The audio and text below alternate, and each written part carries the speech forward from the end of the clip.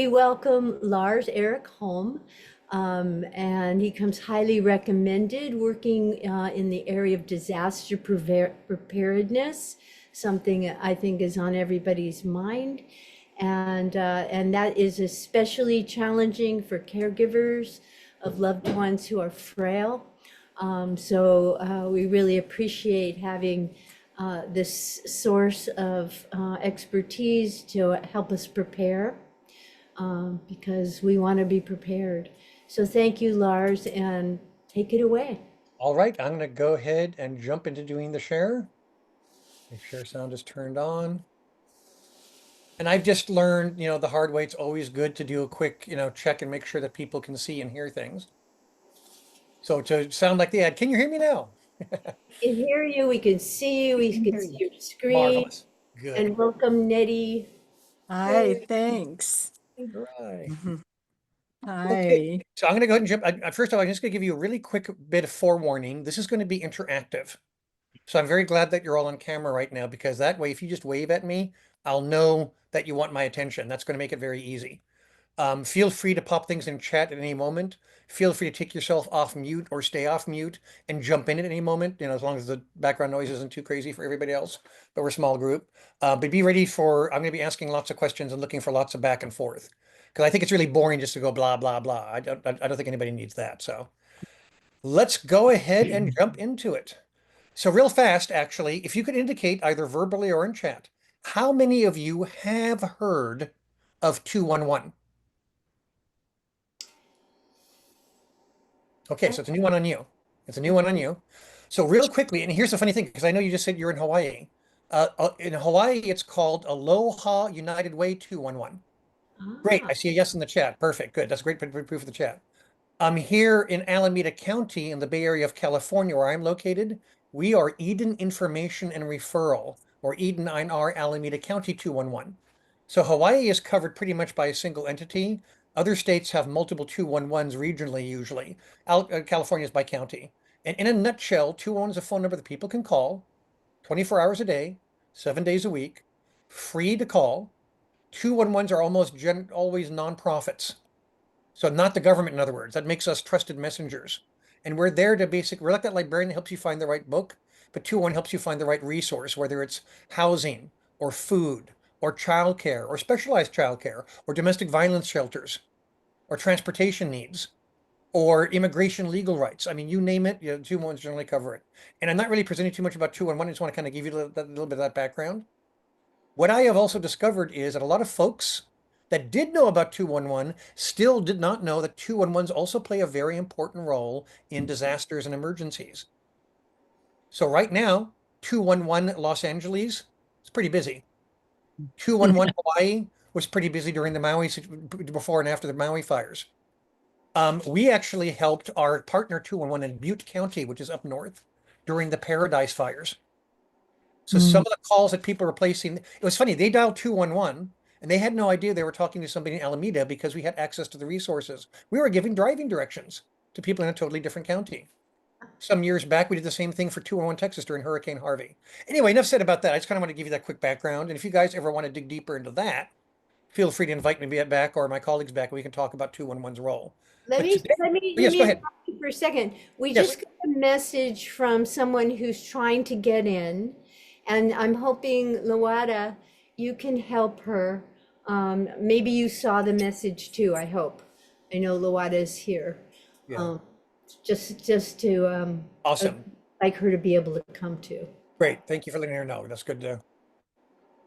And by the way, if people come in partway through on this, that's kind of okay. This is okay. This presentation is a little bit modular. Plus, like, as you said, you're recording it. So today I'm going to be presenting about something called 4 Simple Steps to Emergency Preparedness. It's a framework that was developed here in California as part of a program called Listos California for All. Does anybody recognize the word Listos? Listos? Listo. What's it mean? Ready, yeah? In what language? Spanish. Exactly. It's basically on a curriculum that was originally developed for Spanish-speaking citizens, and California said, this is good stuff. Let's go for this. Anyway, fast bit of background, by the way. I have an interesting first name. My first name is actually Lars Eric. It's kind of like Joe Bob, but Swedish. So many people mistakenly think my Eric is my middle name. I don't have a middle name. It's Lars Eric, first name, last name, home. And I grew up in Alaska. And I lived in a village, a Yupik village, about halfway up the coast of Alaska. And in the Yupik language, they have a word, Uptalanaluta is roughly how it's pronounced. And that word literally means always getting ready. So whenever I hear the phrase, it takes a village, I remember growing up in an actual village, seeing the salmon being dried in the summer to be stowed for the winter. I remember my sister and I helping pass out the blubber from the first winter hunt to the rest of the villagers. So it's this whole cycle of preparedness.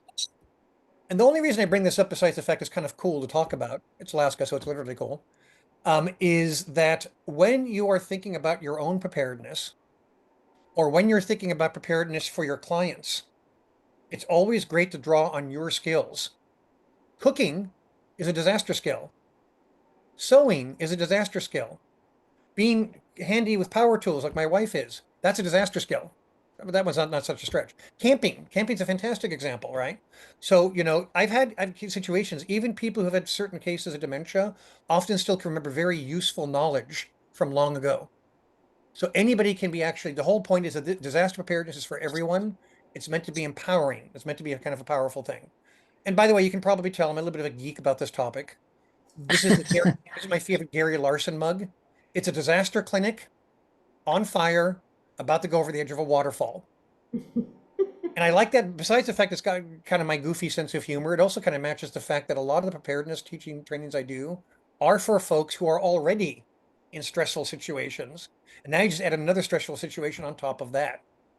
So what happened during the Maui fires? What's been happening during the Southern California fires? Folks who are mobility impaired, who don't drive, who are seniors, who have other access and functional needs, get stuck. They get overlooked. And a lot of what I'm trying to focus on is that. What I'm going to do right now today is going to be all hazards. So I'm not going to be talking about any specific kind of disaster, because in California, we are the Disneyland of disasters. We have so many rides. You got your fires, you got your outages. We had a tsunami warning here in the Bay Area about a month ago, which really took people for a loop. Because the Bay Area, could that actually happen? I mean, actually, yes. Earthquakes, of course, we're earthquake country over here. Hawaii, you've got, weather and maybe the occasional volcano from Madame Pele. Floods, extreme heat. And then you also have things like pandemics, which affect everybody, and air quality, which can affect folks even in Hawaii. I remember when I last visited and I flew over, the Big Island was not as crystal clear as Maui was because of the fog. So we're trying to get ready for almost any kind of an emergency. And here are, in fact, the 4 steps. Step number 1 is to find 5 trusted allies and share the plans with them. Step number 2 is to prioritize your health needs and create lists. Step number 3 is to create an emergency supply kit. And step number 4 is to plan how and when to evacuate. So I'm going to jump into it right now. But here is our first game. I'm going to play a song, which I think you should be able to hear because we tested it. And the minute you think you know what the song is, shout it out or raise your hand or pop it in the chat. There we go. Okay, screen sharing's back again. So as you correctly guessed, that is I'll Be There For You from the TV series Friends by the Rembrandts. And the reason we chose this step is this song is because this song is about finding your 5 trusted allies. So remember in the TV show, there were 6 characters. That's you and your 5 friends, right? Your 5 trusted allies. So here's the exercise I want to give you. Actually, I forgot to ask if you guys had like a pen and paper, but you might at least be near a keyboard. So grab a pen and paper or open up your notepad and get ready to type. I'm going to basically ask you to do this. I'm going to ask you to write down very quickly every person you can think of. Don't worry about spelling. Don't worry about their full name. Don't worry about phone numbers or emails or anything like that. We're just trying to basically have you quickly identify anyone you can think of. And that's not going to be just like friends or neighbors or coworkers, but people that you see, when you go shopping or at the library or at the social clubs. If you can pick somebody who's out of state, like somebody who maybe lives in Hawaii, for example, or California, feel free to grab that person as well. So go ahead and starting now. Write down as many names as you can think. Each song is exactly 30 seconds long, so if I play it twice, that gives you a minute. I like to use that as a timer. It's kind of amusing too. So we're a very small group today, so I'm just going to call you out real quickly. Karen, how many names did you come up with? Well, I first of all was thinking about people that are in my life regularly. Mhm. And then I looked up at your list and I thought, oh, wait a minute. So every coworker that I have is definitely on that list. My next door neighbors, the neighbor across the street, my best friend in Oaxaca, Mexico. Yes, Uh, it's a varied list. that's good. So how is it like about like 10, 15, 20? Like Yeah, how many? yeah, I would say 15. 15. Fantastic. Fantastic. And I love that. Thank you for articulating who you chose, why you chose. That's perfect. Nettie, if you don't mind. Nettie, how many did you come up with? 27. 27. Wow. Nice. And any comments you want to add, kind of like Karen did, like the names you? Well, some are close by, some not. Some I know well, some are neighbors who were helpful recently during something, but so they're not friends, but they're friendly and came together as a text group in a power outage. Yeah. I'm writing that phrase down. They're not friends, but they're friendly. A lot of the stuff I do in my trainings, I learned from prior trainings I did. People said wonderful things, and I quote them on that. I'm gonna be quoting you on that one. They're not friends, but they're Okay. friendly. I like that. I like that a lot. And Susan, last but not least, how many did you come up with? I came up with 17. Nice. Uh, yeah. So we have a lot of friends we've made since we've been in Hawaii, so that's the good news. Hmm. Uh, they're neighbors and people that we've met at the farmers market and things like that.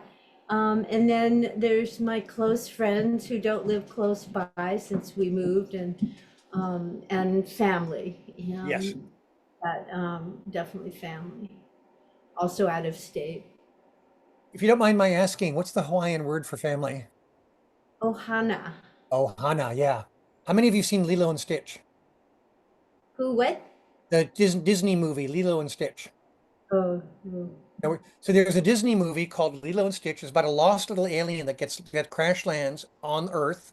As a matter of fact, in Hawaii, this little girl named Lilo finds him and adopts him. And at one point, when he's very lonely, that's actually the phrase they say, "Ohana," means nobody gets left behind. And a long time ago, I did a training where I had several people from the islands, and they all came to the conclusion that preparedness is very much about Ohana. And I think you guys just totally emphasize that sense of community, that being together, which is really the point that we want to do. And does anybody want to comment on why having somebody who's not in your immediate area, like possibly out of state, why is that a good idea, do you think? So that if you and someone get separated, you might have this person as a contact to know where you both are. Mm-hmm. Fantastic. Yeah, like I, a, you okay. could reach each other, but you could reach them, and whatever the strength Mhm. of how that could go. Yeah. Absolutely on the nose. In fact, my personal story in that regard was the Oakland Hills fire, which was in 1991. My family in Sweden was panicking because by the time everything got translated, they thought the entire state of California was up in flames. I mean, it took a while. And the telecommunications, phone system in the Bay Area was tough. But I was able to call out. That's frequently true. You may have trouble placing a local call and still be able to place a long distance call more easily. And I just recently talked to somebody at one of my trainings at a senior housing location who used to work for the telephone company. So I asked her if that was still true. She said, "Oh, yes, absolutely. It has to do with like traffic and drunks and such." So they were able to reach my mom on the Big Island, and that's how they knew everybody's doing okay. So that's perfect. Awesome sauce. So basically, the homework now is to take that list of names that you've got and start with the top five most likely to, you know, be friendly, or be helpful or want to be in this, and just have a really lovely conversation with them. Like, hey, guess what? This fast talking blonde guy had kind of a slightly unusual name, something Swedish or maybe Danish, but no, it's actually Swedish. He was saying we should actually kind of get gather together and share our plans with each other. So I want to be there for you and you can be there for me. That's the other reason why we like to choose that song, to do the introduction. So actually get some buy-in, get some agreement. And then after you take it down the list and after you've connected with folks, then find all the different ways you can contact them. Phone numbers, obviously, but also have emails, also have social media. a number of years ago, I had a colleague who was traveling in Japan, and he was having a great old time. And then there was an earthquake, followed by a tsunami, followed by a reactor meltdown. It was Fukushima. And we were all panicking. And guess how we found out he was okay? Social media. Exactly. And to be specific, Facebook. He was actually already posting to Facebook anyway. And this is before Facebook and, Blue Sky and all the others would do things like, oh, just set up this system to let people notify each other. He just did that already. So that's how we found it was okay. And then keep that list updated. If you have that list on your phone or on your on your device, that's great because it makes it very easy to share. That being said, I'm actually an ex-tech guy, IT, information technology. So even though I love my gadgets, I don't entirely trust them. So in my wallet, I actually have a handy little slip of paper, which has my phone numbers on it. Doesn't need batteries. It's always with me. So, no worries there. So whatever kinds of ways that you actually might have. And that's why it's great to have like several, in fact, I'd like to have that. I keep this on my computer, but I also print it out in a slightly small print to stick in my wallet every time I update it. So keep it updated and keep it in several different places. And then you're going to see this again near the end of the presentation, but I especially like to stress this when folks are working with seniors or other folks, having a buddy system, having people that you check in with. That way, if you don't check in, they're like, whoa, wait a minute, something's wrong there. I haven't heard from Lars Eric today. He usually pops a quick message saying, hey, here's my joke of the day, or here's my observation of the day. Just some little quick way to do a check-in. Is good? Any questions or comments about that? All right, no worries. So that's step number one. That one is usually pretty easy and quick. Step number two is to prioritize your health needs and create lists. And again, I mean, you already saw, I showed you a paper list. You can certainly have it as a digital list on your device. That makes it very easy to share. I mean, back in the old days, people used to have like copier days when you were making copies of important documents, and then you could mail them to each other. Nobody really needs to do that anymore. It's much easier to get electronically. And there is a book I like to recommend. It's a really nifty book. It's called The Checklist Manifesto, written by Dr. Atul Gawande. He actually has a TED Talk about this. In fact, when you get these, I'm going to be sharing these slides with you all, by the way. And the slides have live links in them. So the top link is this really nice little 6-minute animated summary talking about some of the concepts in the book. And here's a direct quote from the book. His core concept is this: extremely competent, extremely capable individuals make avoidable mistakes every day because the level of complexity of our collective knowledge exceeds the capacity of any one individual to be able to grasp all at once. So you can tell he's a doctor, he's academic. That's kind of academically phrased, right? Basically, there's more to remember than you can possibly just hold in your head any one time, even under normal circumstances. By the way, does anybody speak any languages other than English? A little bit of Spanish? Yeah. Yeah, Men a jag little kan bit. prata svenska men inte så mycket. I speak some Swedish because of my background, but I grew up in the US. But I do remember when I was in Helsinki in Finland, because I also have Finnish relatives, we were lost and totally went out the window. When you're under stress, it's much harder to remember things. That's another reason why you want to have lists. So I highly recommend this book. It's actually also multilingual, things like that. And things you should have on your list, your medications. I actually have my prescription written down on a list I keep in my car. What kind of equipment you need to have? Do I need to have hearing aids? Do I need to have glasses? Do I need to have walking devices that are assistive? Do I need to have an oxygen concentrator?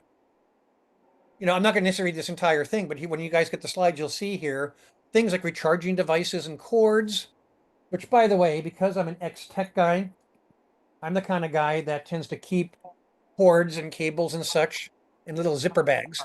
This is actually a pencil bag, but inside of it, I actually have like a little backup battery for my phone, and things like that. And a little more about that later, but keeping devices like that, things for vision, and don't forget your service animals.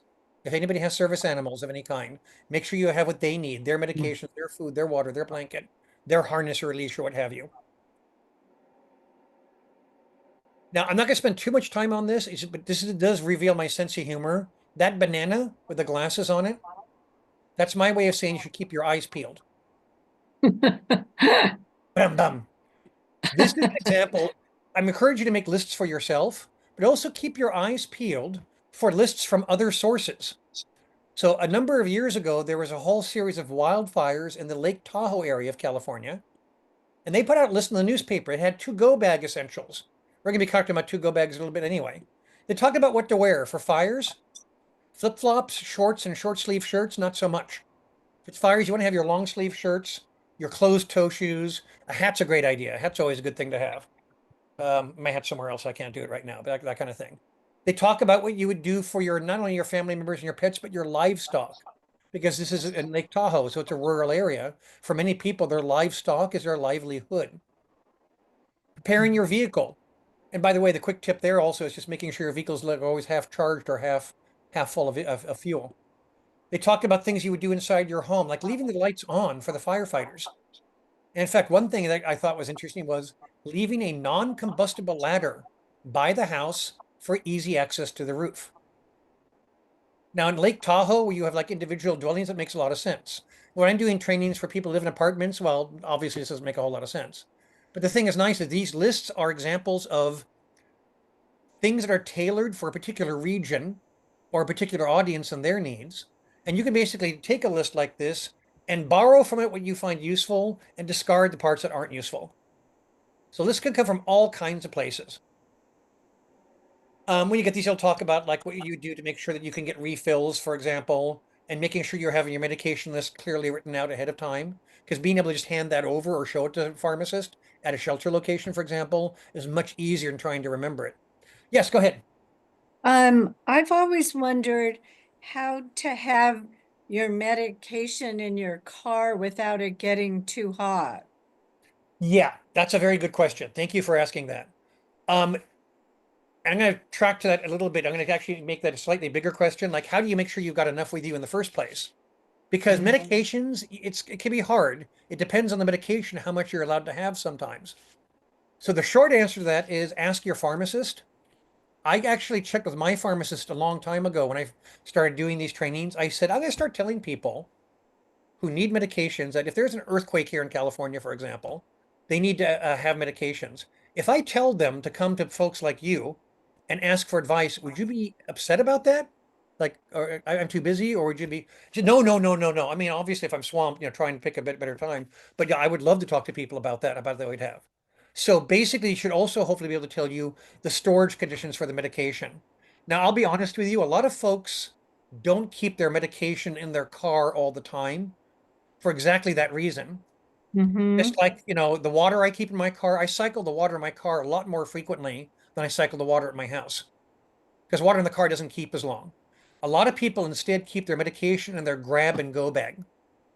The bag that they have in their house, they would grab to go out the door. And obviously, in fact, we do a lot of public safety power shutoffs as 211. So if you have things like insulin that have to be refrigerated, then it's going to be like a insulated grab bag, right? Not in the back of the fridge, but like near the front of the fridge where you could grab it on your way out the door because it has to stay cool. So there's no like single answer to that, but long story short is you probably, unless the medication is like, oh yeah, I can handle, temperatures of 110 degrees for like days on end because I'll never degrade. If it's that kind of medication, I think aspirin can be like that. It doesn't really degrade that much. But most medications want to be in a certain temperature range, in a darkish place. That's the medicine cabinet. In fact, I think some cases, medicine cabinets, even medicine cabinets are so hot because it gets hot in your bathroom, right? Hot and muggy. So yeah, that's a great question. Thank you for asking that. And by the way, RX Open, RX is the abbreviation. That was a website that was very, very instrumental in the early days of COVID because it let people know what pharmacies are open. Wow. That's a good one to have in your bookmarks. They also tend to yeah. know locations of shelters and infusion centers. That's a handy thing. And by the way, actually, this ties in your question as well. It's possible. I mean, a lot of these apps are mostly just listing, but if you like pick up your device, there's an app for that. There's often apps that you can. I just use my notepad for things like this, my notes app. But there might be specialized apps, and some of those might actually have information about how you would store things. Which, come to think of it, I might actually look into that. That's a really great question. Cool. That was a great. Any other great questions or thoughts or comments or yes? Yeah, so recently where we live, there was a power outage. We had a thunderstorm. We never have any storms. And the internet went down. right? And so, you can't get a hold of, and, how you count on getting phone numbers and everything. Mm-hmm. And, um,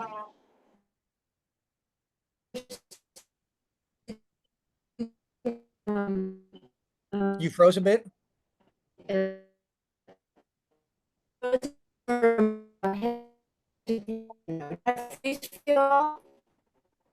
Is that just me, or are you guys having trouble hearing Susan too? Yeah. Okay. So Susan, I'm Yeah. sorry, you're breaking up. Can you hear me now any better? Still really, it's kind of ironic because you're talking about Yeah. problems with the internet, and now you're having problems with the internet. Okay, Yeah. now I hear you. Okay. Yeah, good. So I'll try to slip this in before it goes away. Yeah, so I understand that there is a way to get connectivity, not through the internet, but through the, I don't know, satellite, something. And you can subscribe to that. So I'll see if I can find it on my cell phone and put it in the chat. But do you know what I'm talking about? How to deal with that situation? I kind of know about, in fact, the trick I actually had to do at one point when our internet went down was I used my cell phone as what's called a hotspot. Okay, yeah. In a lot of cases, if you look up the phrase cell phone as hotspot, there are settings in your phone, both Android and iOS, Apple's phones, where basically you'll use the cell signal of your phone to then provide internet to your other devices like your laptop. So I've done that in cases where I can't get access to internet, like say at a location where I'm doing trainings. If for some reason I needed access for internet to do the training, I'll ask them if they don't have internet I can use, and I'll use my phone as a hotspot. I've actually conducted trainings like this that way. I did an online training and they didn't have internet at the trailer they were having me do the training at. So I used my cell phone doing video conference. Now, you got to be aware of what your cell phone plan's limitations are on that. That definitely ate up some of my time, but fortunately, the plan I'm on allowed a wide enough. So that's probably the one thing that a lot of end consumers would be able to use is using their cell phone as a hotspot. I also know, and this is kind of a newer thing, but some of the newer devices also have satellite built in now. And that's really nice. I know one guy who's going to upgrade his iPhone because now it's not going to have to rely on just cell phone signal. We'll be able to connect to satellite because he frequently goes into rural areas where there is no cell phone reception, and the satellite will have that. That's still relatively new, so I don't know all the fine and gritty details about that. But this is something that's now becoming available to the end consumer that didn't used to be available without a lot of expense or getting devices that were kind of expensive or hard to get a hold of. People who are like first responders have satellite systems that they'll use, for example. Hi, Cleo. I just saw your name there. I said Cleo Dixon has joined us. Cleo, you got Hi, on. Cleo. There. Super. Great. And you'll be able to catch up on the recording, but right now we were talking just about the importance of lists and making lists of things for preparedness. So cool. Great question. That's really important. By the way, that's one reason why I like having like paper lists sometimes. Plus, I do another presentation called Technology for Preparedness, which a lot of that is actually about how even when you don't have a cell phone signal or internet, there are apps that'll have information on your phone, like how to do CPR, that'll stay on your phone whether you have internet or not. So that could be a highly useful thing. Mm. Great question. All right. Well, I'm going to go ahead and jump into step 3. The third step to preparedness, as you may or may not recall, is create your emergency supply kit. And I like to point out that just like people do, kits can come in all shapes and all sizes, all kinds. So you might have your keep it with you kit, a kit that's very small that you can carry with you everywhere. Be aware that a disaster kit can look a little something like this. And the word on here says skip or safety kept in place. And you'll notice it's pretty small, it's pretty light. And by the way, the stuff that's in this bag is pretty inexpensive. You're looking at maybe 10 bucks worth of stuff. Plus, I'm going to go through something. I'll make another comment about this later. But I know that sometimes, I mean, if you want to buy a pre-made kit from Costco or another online service, those can run like 80 bucks on up, which isn't bad. But some of the folks that I train who are on fixed incomes or low income, It's like, yeah, dude, I gotta feed my family. I gotta buy school books or shoes for my kids. I can't spend 80 bucks on a earthquake kit. And you don't have to. That's the thing I'm kind of stressing. You don't have to do that. I'll talk a bit more about that, the shapes it can take later. Then you might have like a bag in your car. I actually have a briefcase in my car that somebody was throwing away because it had a broken handle. So I snagged it. I grabbed that bag because I didn't even have a handle that worked. It's in my car, so I'm not carrying the briefcase around. And by the way, every single item I have in that bag, I picked up at a resource fair or a senior fair or some other kind of event where they were giving stuff away. So my car's disaster kit didn't cost me a penny. Now I do that because I'm a trainer. I want to have a proof of concept. I want to be able to prove, yes, that's actually possible. I call it the world's ugliest car kit because it's not a very attractive briefcase. Totally does the job. So kits you have in your bedside might be a larger box or something you keep at home in case you had to shelter in place, because of air quality or other reasons. So they'll come in all shapes and sizes. One shape, one size, in fact, is what I just showed you. You like to call it safety kept in place. And what I want to show you now is a quick little game. I'm going to show you a short video. It'll take a moment to start. And the minute you think you know who this guy is, go ahead and call out his name or put it in the chat for me. It'll take just a second. Air freshener, $1.29 on debit MasterCard. Try your Tube hand. sock, $4. Paperclip, ballpoint pen, rubber band, tweezers, nasal spray, and a turkey baster, $14. The little things that get you through the day, Diapers. priceless. There are some things money can't buy. For everyday stuff, there's debit MasterCard. I have played this video hundreds of times, and I still laugh at the turkey baster. That still cracks me up. I just showed you is a very short Super Bowl ad. It was for the 2006 Super Bowl. And here's the cool thing about that. The last episode of MacGyver, which was a made-for-TV movie, was in 1994. So 12 years later, they showed the Super Bowl commercial. And notice, they never mentioned his name. Not once. No. They knew that people would know who. In fact, I have showed this video I just showed you, and I've had little kids go, oh, yeah, that's MacGyver. I know how to MacGyver stuff. In fact, MacGyver's become a verb. So I'm going to do now is for just a moment, I'm going to stop the share. And let me see if I can highlight myself so you guys can see me all clearly. Pin. Here we go. Pin. I'm going to pin myself so I'm a little bigger. Is that okay? Can you guys see me pretty clearly? Great. So what I want to do is basically have you all play with me the MacGyver game. What do I have here? What am I holding up? Plastic bag. The plastic bag. So what I want you to have you folks do is basically brainstorm. Just basically in a moment, I'm going to have you call out all the ways that you could MacGyver this bag using it as a verb. How could you use it to prepare ahead of time? Maybe you put stuff in it like you saw here. But besides that, like the turkey baster or the tube sock, you can use the bag in other sneaky MacGyver-like ways. Like how would you use it to respond to a disaster that happened right now or recover from a disaster that happened like 2 weeks ago? So prepare, respond, recover. And here's the important thing is don't censor yourself. I'm going to take the pin off so I can see you all better. What do you think? What's a way you could use this bag? You mean things to put in it? Possibly. Scissors, scotch tape, Band-Aids, gauze, pen, paper. Fantastic. Any other thoughts or guesses? You may have to go to the bathroom. It could be a tragically tiny transparent toilet. Zip it up, it'd be its last use. Outstanding. And that's a perfect example of not being shy, by the way. Thank you for that.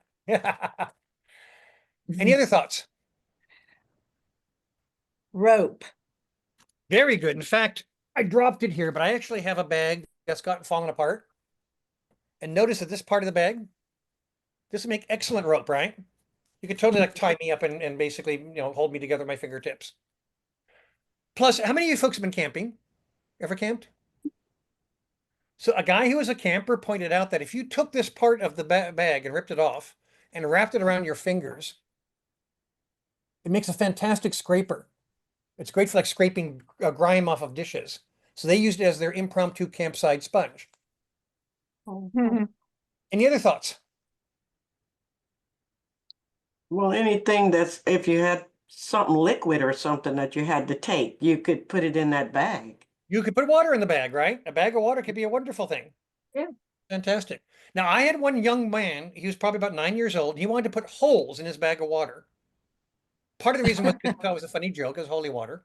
But Mhm. I liked him a lot because we had the same sense of humor. But why else would you want to put, why would you want to put a hole in your bag of water? What's that idea? He had a thought in mind when he did that, said that.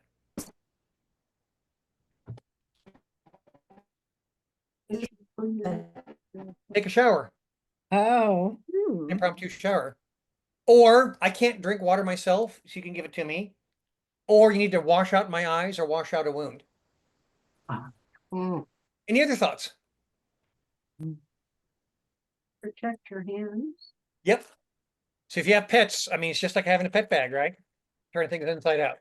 So Mhm. I'm keeping it pretty short today to keep the glove. Thank you. I saw that in the chat. Perfect. Perfect. So, I've actually spent 20 minutes on just the bag, but we'll do things like, MacGyver a handkerchief. Handkerchief can be things like, oh, hey, I need to signal you. Mhm. Or it might be, becomes a mask, Mhm. or it becomes a hat, Mhm. it becomes a leash or a rope. Like if you had a pet or a small child, you could use a sheet or a shirt or a scarf or a pocket handkerchief to make it into some kind of a rope. So the whole point of this really is, and I'm going to go ahead and bring my slides back up again, is that it's not so much about what you've got, it's more a matter of what you do with it. Mhm. And keep in mind that even if you don't happen to have a disaster kit on you, that's okay because the world is your disaster kit. And you'll get the link to the video so you can watch the video again if you ever want to. So that being said, I'm not going to necessarily dwell on this. When you folks all get the slides and I send, you'll see some nice lists of things that you could put in your bag to have inside, like your evacuation routes or your contact information, or extra batteries, or like the little guy I showed you earlier. I actually have it's a phone charger. It's actually good for like single charge, a full charge on my phone. And I've got some extra cables and adapters in here. Mhm. I got cables and adapters for my phone. I just carry that with me all the time anyway because it's handy to have that stuff. But that means I have it in a disaster. My definition of disaster could be easy. Sturdy shoes for walking. I had a friend who was on the Bay Bridge the day of Loma Prieta, and she had to walk off the bridge in her high heels. Mhm. ooh, Never again. She always keeps a pair of sneakers nearby now. Yeah. So things like that. For your animals, the stuff you would have for your animals, obviously. mm, Documents. These bags are great for putting documents in, actually. You can store all kinds of things in your documents, your financial information. Proof of address can be an important thing. So besides having that stuff available digitally, like in the cloud, you can also have it available physically on your grab and go bag if you needed it. How many people actually like spam? You're in Hawaii. It's fun. Yeah, I get that though. I didn't really appreciate spam at all until my family moved to Hawaii. My parents moved to Hawaii. And I've had spam musubi that's actually pretty good, but it's not my favorite thing. How about chocolate? Who likes chocolate? That's usually pretty universal. So the point I'm trying to make here is I've seen some schools where they have what they call a potluck preparedness party, where they basically eat the school's emergency supplies at the end of the school year because they know they have to replenish them anyway. And they watch what the kids eat and they watch what the kids don't eat. What they don't eat, they don't get anymore. What they do eat, they get more of. The other way I put that is, okay, you just had a major disaster. Well, this can't get any worse. Oh, it just did. Versus, well, this can't get any worse. Yeah, It's yeah, actually yeah. a much Don't better. ever say that. Yeah, right. Sanitation items, I keep like an extra toothbrush and like a little thing of soap in my car just to have that kind of thing. I keep an extra shirt in my car. That way I spill coffee on myself. Online training is not so much. When I do in-person trainings, it's kind of important to make sure I don't have a big coffee stain on my shirt or something silly like that. So all kinds of stuff like that. Okay, real quickly, any comments, questions, or thoughts about having a kit for yourself? I will So also show you that. um, Yes, go ahead. I was gonna say, if you had each one of those things, it's gonna be a pretty heavy bag. We older people can't carry all that stuff. That's right. So that's why you want to go for like the smaller essentials. You go Mhm. for like the smaller things. Like go basically start with the things that you absolutely must have, and then you work your way on up. I don't know if you guys ever heard the George Carlin routine about stuff. Now people build houses to keep their. It's a really great routine about stuff and what you people keep versus what do you really need. It's a really neat routine. So you start with the things that you really need, like your medications or an extra pair of glasses, and then you build up from that. And that's also why you might have your grab and go kit when you can't carry it. But then if you have a car that you can keep things in, that kit might be a bit larger. I know some people will also. We had a kit in my office. It was a backpack with wheels and a handle, so you could wheel it most of the way. But every now and then, if you had to Ah, pick it up, you could temporarily put it in your back, schlep it over the cracks or whatever, and then drop it down again. Also, you'll notice this. This is actually a toiletries kit that the city of Dublin, they apparently had a bunch of these. So what they did was they repurposed them into disaster kits. Put like an energy bar in there, things like that. I did a training for a local college here called Mills College. And she went to the stationery store and got those little 3-ring zipper things. And she put a bunch of supplies out on the table and had her dorm residents make the kits right there on the spot. Wow. And that's actually the important point too, is I'm going to be sending you guys see these lists. Don't feel compelled to follow the list. Look at the list. Like I said, with the list from Lake Tahoe, do I need that? No, I don't need that. Well, I need that, however. So a little bit of thought about what you need. That's the key thing. Yes, please. well, this isn't exactly grab and go, but it's just something I've used that really helped me that people don't tend to think of. We get some prepared food shipped to us with these big gel packs, ice packs. Mhm. And so I keep 2 in my freezer at all times. And when we've had power outages, I've kept 1 in the freezer and put 1 in the refrigerator, and then just open the doors as little as possible. And we didn't have any food spoil. That is a really nice. I actually just wrote that down. That's why I was looking away. I was putting that in my notepad. That's actually a nice example of taking something that's not really meant for disasters. It's just you get food being shipped to you Yeah. and repurposing it. That's thinking like MacGyver. I love that. That's how I want to write that down. Just so you know, Cleo, because I said that before you popped on, some of the things that I say during my trainings, and when you watch this recording later, to see the earlier part, I borrow from other great things, brilliant things that other people have said. Like that. That's actually fun. I love that. That's fantastic. So I'm gonna be quoting you on that one too. Thank you. Yeah, thank you. That's fantastic. Sure. Yeah, and similarly, if you have like a place you're gonna go to evacuate to, and you have that the freedom for that. In fact, we actually have my wife grew up in the Santa Cruz Mountains. So when we first moved to our house, we happened to have the luxury of a backyard. So she went and got a couple of recycling bins with tight fitting lids. And the first thing we did was put our camping equipment in those. Our camping equipment is not in our basement or our attic, it's in those bins in the backyard. And then we have some water underneath that and some food above it and some other supplies like extra clothes, things like that. And the clothes, by the way, are clothes that I kind of don't wear anymore now. The last year's fashion is today's disaster fashion. The clothes still, it's like, okay, it's like an embarrassing t-shirt. Maybe it got like a hole in it or a stain on it I can't get out. That'll be my disaster shirt. We have clothes like that. And the bins have wheels, so we could wheel them to the nearby park if we had to. But just a little bit of thought about what might actually work for you. This is all great stuff. So awesome. All right, we're coming up on the last step, and I want to make sure I respect your all's time. So let's do this one. The minute you think you know this song is Should I Stay or Should I Go by The Clash. And we chose that song because, hey, how and when to evacuate. And if for some reason we got cut off now, that's the one question that you'd want to have is, should I stay or should I go? So that's the one thing you want to give a little bit of thought about.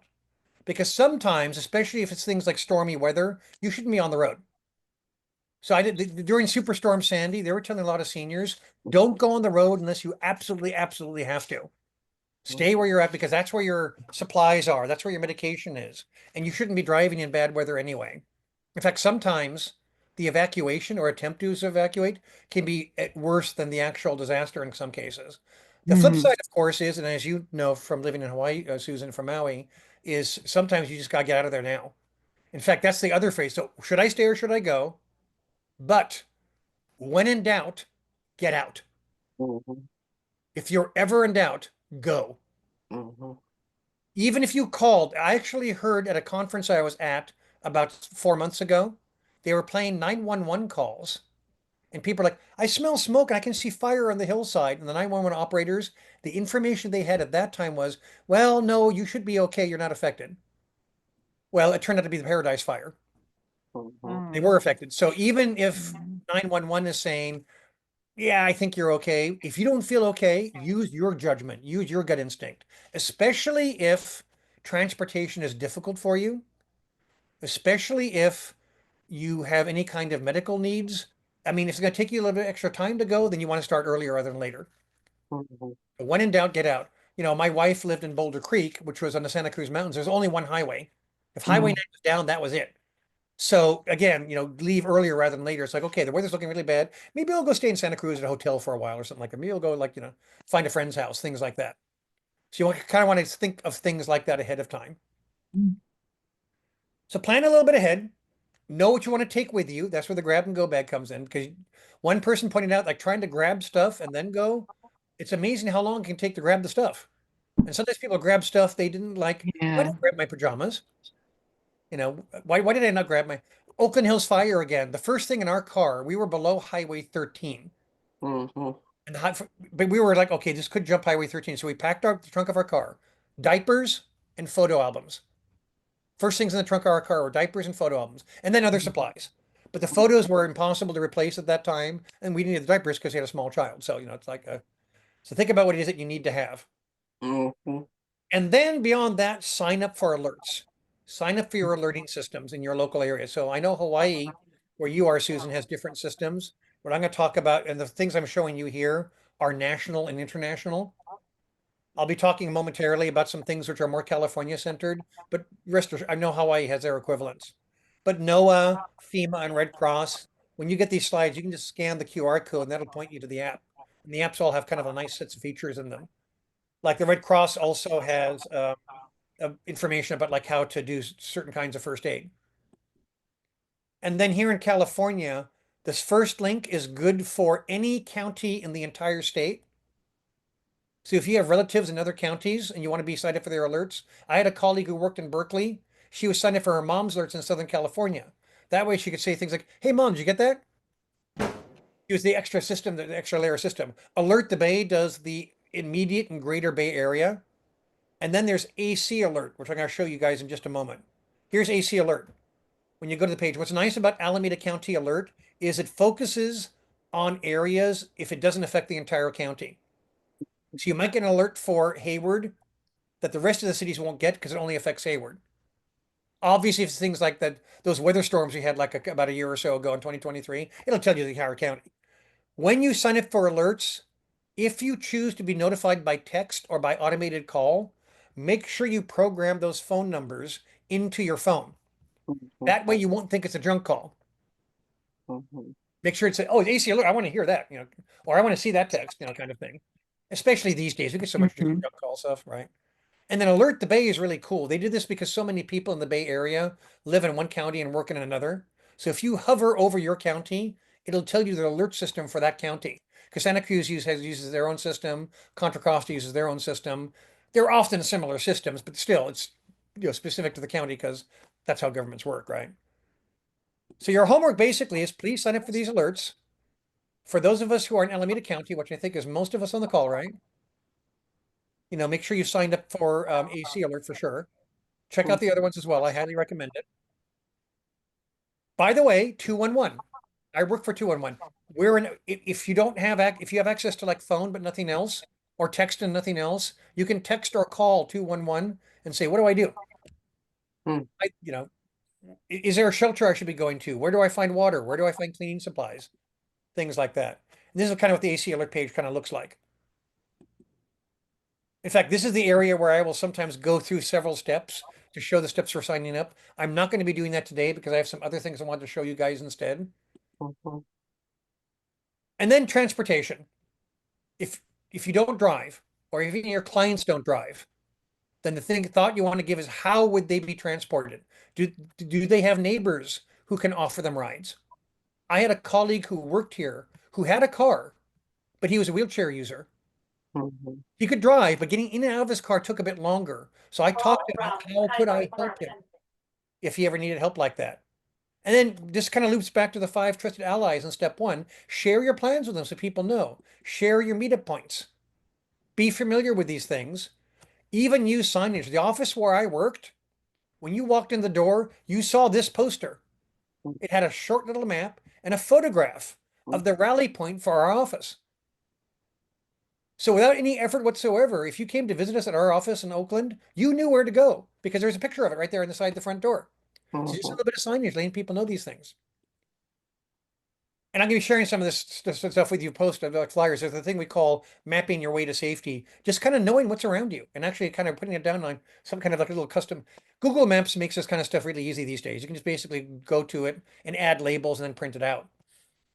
So not hard to do at all. So real fast, here are the 4 simple steps. Find your 5 trusted allies. List your health needs, write them down so that you can accommodate. I'm going to talk about that a little bit more in a second. Create an emergency kit. Remember, emergency kits can be small and inexpensive. You can take a zip top bag, kitchen drawer, top of closet, under bed, boom, boom, boom. Look at that. I made a bag out of a disaster kit out of stuff I've already got. And then think about when you want to evacuate. Now, in the remaining 4 minutes, I apologize, it's going to be a little bit fast, but we're having some great questions and conversation. The few additional points I wanted to hand you guys was some stuff that was explicitly senior specific. Many of this actually mirrors the general 4 steps I just talked about. And by the way, keep in mind, senior is actually a pretty broad definition. It can be like from 55 or 62 or 65. It all kind of depends. It's a huge range of diverse situations. So respect that diversity. Here's the having a buddy. I talked about that. Having somebody you check in with daily or every other day at least, or at least weekly. That way they'll know if something's happened if you haven't checked in. They'll check on you. Be sure you can stay in touch. We talked about that actually. What's why you want to have an out-of-state contact. This is also part of step 1, your trusted allies. Building a Go kit. We talked a great deal about that. But here's a cool thing. You can build a Go kit by asking for stuff as presents. What do you want for your birthday? What do you want for Christmas? What do you want for your anniversary? My wife gave me this guy. It's actually called, you can't really read it because it's embossed, but it's called a Waka Waka. And Waka is Swahili for shine. And this is basically a solar powered flashlight. I'm not going to shine it right at you. 2, 3. At this setting, this is good for 50 hours of light. 50. And every one of these you buy, they donate another one to a country in need. These are great stories about these being used for kids in South Africa or Haiti to do their homework by, or as a person who runs her food stall. Plus, it also can charge your cell phone. You can charge your cell phone off of it. So little goofy little presents like that can be just really fantastic stuff. What did you call it? It's called a Waka Waka. Okay. Waka, Waka. And one of the sheets I'm going to send you guys, we'll talk about this and a few other really cool things. Cool little, like there's another thing called a life straw. The life straw allows you to drink water and it filters the water to make sure that you don't get sick from things like parasites. I showed that to my wife. My wife is a scientist. She's a molecular biologist. She's very picky about food for that reason. She looked at the straw and read about it and said, yeah, I would use that. So I can actually say the life straw is scientist approved. I'm going to send you guys some sheets along with the slides that'll have this stuff. Great. And then mobility, just like being a senior, mobility can be very broad. I know that there was a movie that was done back in 2005, and the name of the movie at that time was called Murder Ball. That was the original name for wheelchair rugby. So if you guys ever watched the Special Olympics or the Paralympics, some wheelchair users are very athletic. In fact, the wheelchair rugby is scary. These guys are super intense. They're like crashing into each other, all kind of stuff. There's that range of wheelchair users. Yes, they're wheelchair users, but they're very athletic. They may rescue you. Then you have the other range of things like Professor Stephen Hawking. He didn't have a whole lot of mobility. So be aware that this can be very, very diverse. But some of the actions you can take is basically knowing you are the expert. You know better what you can and can't do. So basically empower yourself to share that. Empower you or your clients to speak up for themselves, or in another step, making sure that can be communicated easily. Searching for hidden spaces where you can keep stuff. I had a colleague who had cerebral palsy, and I showed you guys the skip kit, and the skip kit has all kinds of stuff in it. Instead of keeping her stuff in a bag, she kept her stuff in the tubes of her crutches. Mm. So her emergency kit was literally in the tubes of her crutches. Many wheelchair users like, oh, I could carry a bag like this. I just put this in my side pocket or something like that. So being aware, where can you stash little things that'll help keep you safe? Writing down, here's the list step. Writing down how people can help you. It's very important to be clear, especially if picking you up might have some dangers involved. Mhm. I was talking to a guy at a fair event yesterday. He has a nephew who is paralyzed from the waist down, and he actually doesn't know how to safely, he never actually thought about it. He just assumed, well, if it's an emergency, I just pick him up. You could hurt somebody that way. Mhm. You want to make sure that that's why I asked my colleague, Aaron, how would I help you get into your car if you needed help? And it turns out it's not too difficult, but I know the places where it'd be safer to carry him. I wouldn't want to put my arms on his waist, for example, but his knees would be okay. And then having contact information written down. So, having that, it's not just for your underwear at summer camp, right? Having contact information written down in a place where you can keep it. I showed you guys the handkerchief. Mhm. The Department of Public Health, hang on, it fell on the floor. Our Alameda County Department of Public Health made some handkerchiefs that they gave out that look like this. So it's got information where you can write names and phone numbers and medication. So you could use this as a model. In fact, I showed this to a 10-year-old boy at a street fair I was at about 12 years ago. And right there on the spot, he made on his handkerchief, borrowed my Sharpie marker and made one for his grandmother. It also had English, Spanish phrases on because English is not her first language.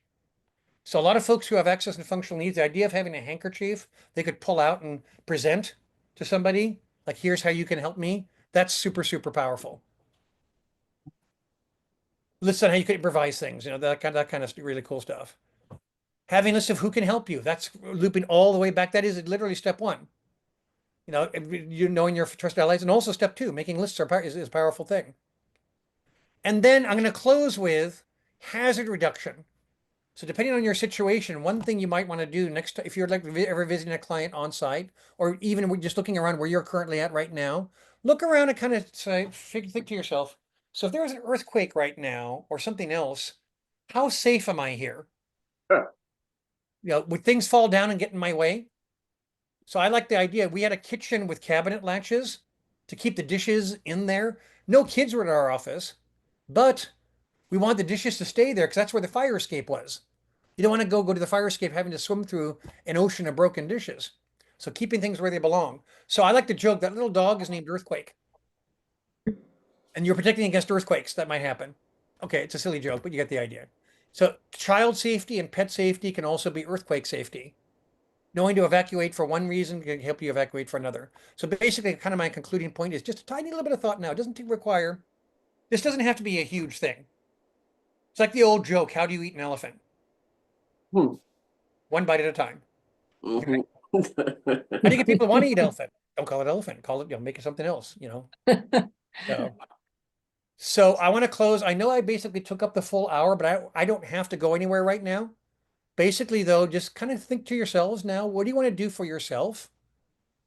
What would you like your family to do? And what would you like to recommend that your clients perhaps do in order to be able to be prepared for things?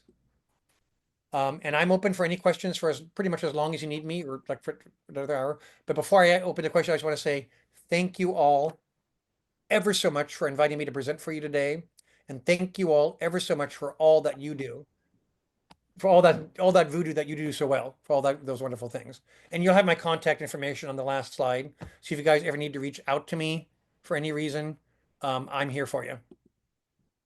So I'm gonna go ahead and go back to full screen because I think that's a fun thing, but yay, thank you. I hope that helped. I hope that was helpful. That was great. I'm gonna have to go, but thank you so much. Absolutely. So I'm gonna be sending some information your way. If you have any questions about it, also it has attachments. So if you don't get it, contact me again. Say, Lars Eric, I didn't get it. Can you resend? Because I've had some cases where attachments don't want to go through. So, hey, thank you. Yeah, and so we're gonna put together, what you've said. I'm gonna write up an article about it and let the recording speak for itself. But it really is. I'm gonna make a real effort to put it together in a way that's very accessible for people, because it's a lot of information. Yes, it is. I know when it comes time to think about evacuating, there's just so much to think about. Yeah, yeah. There can be a lot to think about. I mean, here's the funny thing. I presented this in the order that they originally published it, 1, 2, 3, 4. It's a perfectly logical order. You don't have to take it in that order. In fact, the first few months I did this presentation, I actually covered steps 3 and 4 first. And then I went to steps 1 and 2 because the folks I asked me to present, they were mostly concerned about how do I evacuate and what do I take with me? So feel free to tailor and adapt this any way you like. I'm going to be sending you guys it's going to be a PDF booklet that you could actually fill out online and or print out and fill out with a good old-fashioned pen. And it's like I pick the step. In fact, if you want to publish this, you could almost publish this in 4 parts. That makes it a little more bite-sized, right? You could basically say, you know what, folks, let's think about evacuation. And you could actually do that step first. Then the next issue, you could say, you know what, folks, let's think about what you want to, your trusted, how would you get help if you need help? Who are your family members and trusted allies? So Yeah, whatever works to make it more accessible. Yes. Well, actually, it was about 2 weeks ago here, we had a gas leak at the Greenhouse Marketplace, and I live over the freeway at Spring Lake in Washington. Uh-huh. They had evacuated all the people on the other side of the freeway, all the way up to Hesperian, all the way down to Washington. Uh-huh. And they said, PG&E called us, and it also said that we were the next to be evacuated if they couldn't stop the leak. So I had my stuff all ready to go if I had to go. So I just want you to know that the city and the PG&E, they were reminding people too. But I was glad I didn't have to go, but I was glad they got it shut down. Right. It apparently got taken care of relatively quickly. So you're in San Leandro, is that correct? Yes, uh-huh. So here's the funny thing. Later this month, Fargo Senior Housing is asking me to come in and present for them. And I'm going to be presenting for them, not what I just did for you. I'm going to be focusing pretty much exclusively on evacuation because they had a few issues come up because of that gas leak. So they basically want me to basically help. I think one big issue is a lot of the residents like medications. What do I do about medications? Which is why I'm so glad you asked that about like keeping in your car and things like that. That's really, I'm going to be quoting you on that when I do it Fargo. So they'll be hearing your words. Oh, okay. Other words I borrowed besides my own, of course. So that's great to hear. So do you have things pre-packed already, or did you pack it as after you got the alert? No, I've been for years, I keep a small emergency kit in my car in case something happens and I might have to spend the night. And then I keep a small suitcase about 20 inches with stuff. That's my emergency kit. And that's actually a great example too. Camping and traveling are great examples of emergency preparedness. If you know how to travel effectively, like with a small suitcase or just a carry-on, that'll help you in a disaster as well. So Rick Steves can help you in disaster preparedness. I'm ready. But That's great. I'm so glad to hear that. Yeah. Testimonial. Yay. Hope I don't need it, but I'm ready if I do, That's the way, plan for the worst, hope for the best, I wanted to comment when there was the big fire in Lahaina, there was also a smaller one near us. And the question of to evacuate or not to evacuate, it crossed my mind that it could be more dangerous to be out on the road if you didn't know what the heck you were doing, what was where. Yeah. So that's complicated. Evacuation is like, do you know where you're going? Is it really safer? Do you want to be on the road during that situation? Yeah, I mean, that's one reason why you want to sign up for the alerts, because the alerts are telling you should, that tsunami alert that we actually had here in California, which took everybody by surprise in the Bay Area. But see, I remembered that way back when they had that large volcanic explosion in Indonesia, that led to a wave which caused considerable damage in Santa Cruz Harbor. Now, the wave wasn't like a classic, like that wave that you see. It caused like a huge surge. But I was sort of surprised because I got a call from a colleague who said, what should I do? And I said, well, the alert says you should evacuate. Where do you live? I live right across the street from the beach. Yeah, you definitely should evacuate. Oh, yeah. Yeah, if the alert's saying you should go, then you really should. And granted, that turned out to be, in hindsight, perhaps some areas were getting the alerts that maybe ought not to have. But when it's such a short timeline. I got the alert in my phone because I have my weather app on my phone is set to give me alerts. And that was nice because besides the WEA, the wireless emergency alert, the capital WEA, all caps, I also got the alert from my weather app.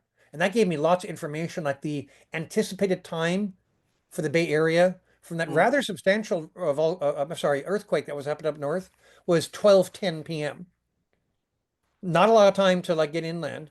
Rule of thumb is a mile inland or 100 feet up, which for the city of Alameda is a little tough. But still, getting as much inland as possible is still better than like being right on the beach, for example. Similarly with fires, but I mean, it's a good point because there was actually a mass evacuation in Texas for Hurricane, I think it was Irwin. I'll have to look that up now.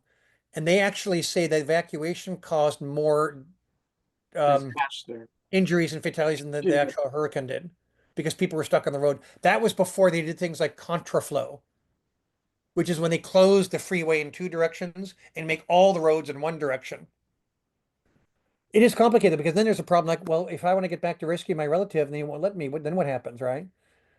Mhm. Then can I call in a neighbor to help out? Is there the Ohana to help out?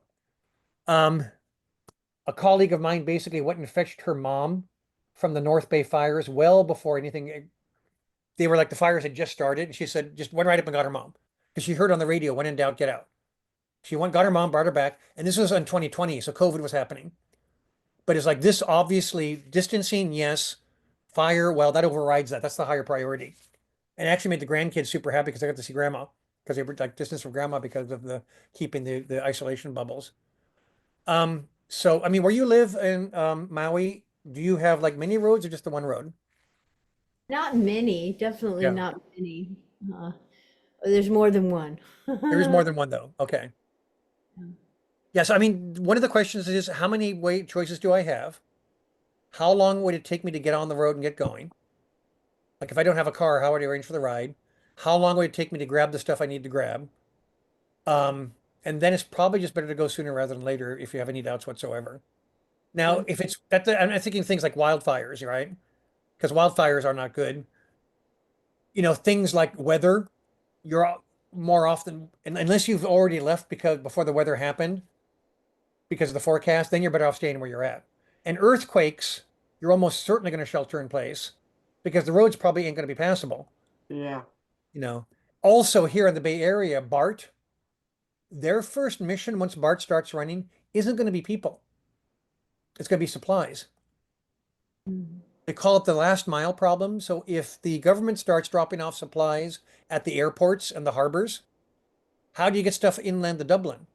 Use by BART. They're going to be using BART to do that. BART and other rail systems, but BART's like the primary. So transportation, you're probably not going to be going as many places after things like an earthquake. So I have to go, unfortunately. no but worries. I I understand. really got so much out of your presentation. Thank you. Covered all the bases and then some, so thank you so much. Well, thank you so much for being here And today. I'm delighted that it's being recorded because I know a lot of people will get value out of it. And if after the recording, if people want me to talk about like specific topics, like one time I ended up doing for a senior facility here called Altenheim, which dates back to when they had the German Quarter in Oakland. And they actually had me come in for 4 weeks. So the first training I did was this one. The second training I did was earthquake specific. The third one I did was fire specific, fire safety, things like don't plug too many things in, things like that. And the fourth one I did was called technology for preparedness, how you can use your technology to help you be more prepared, even if you don't have Wi-Fi or cell reception. So if you guys ever want me to You're come a in, wealth of I'm available. information, and there's a lot of dependent adults that really need to have this particular strategy in mind ahead of time. Yeah, I can do repeats if you need me to. So thank you so much. Thank you so much. Thank you so much for being here. You guys are a great audience too. You guys give us some fantastic ideas. Cool. I'd like to thank Leota for getting me in. Thank you so much. Yes. Yeah, you're welcome. Awesome. Yeah, I enjoyed it. It's really, I don't think we can be over prepared. You know what I mean? Yeah, So I always try to come to the webinars because the topics are very interesting, and plus you learn something that sometimes you think you've done something, and then after one of these webinars, you go look, oh no, I didn't even, I'm not ready. I So, think it's not like musicians and magicians. Even the best musicians and even the best magicians, mhm, oh, hey, how'd you do that trick? Or how'd you play that chord? mhm, So there's always something to learn, right? I mhm, also used to be a martial arts instructor for a children's program. We did Aikido, which is a traditional Japanese martial art that's meant to be non-violent resolution. mhm, And it was kind of cool because a lot of the stories I've heard from people who've been practicing the art for 20, 30, or 40 years, there was one very famous sensei who called somebody over to help him practice a move. Guy's like, oh boy, what's he gonna do? Like some really elaborate technique. It was the most basic of techniques. mhm, And the sensei said, I've been doing this move for like 35 years. I think I'm finally starting to get the hang of it. So I love doing these trainings because I always learn something myself. I always learn, like I've got some great phases now. Not friends, but friendly. How long medication in your car and using the ice packs that you got your food shipped to you. If they don't want it back, just hang on to those and keep them in your fridge so you can use them. mhm. That's awesome. That's awesome sauce. Yeah, thank you so much. Thank you so much. Thank you. Lars Thank Eric. you. All right. All right, then I shall bid thee farewell and look for some follow-ups in either late tonight or early tomorrow. Great. Thank Sounds you. good. Thank Thank you. you. Mhm. Take care. Take care.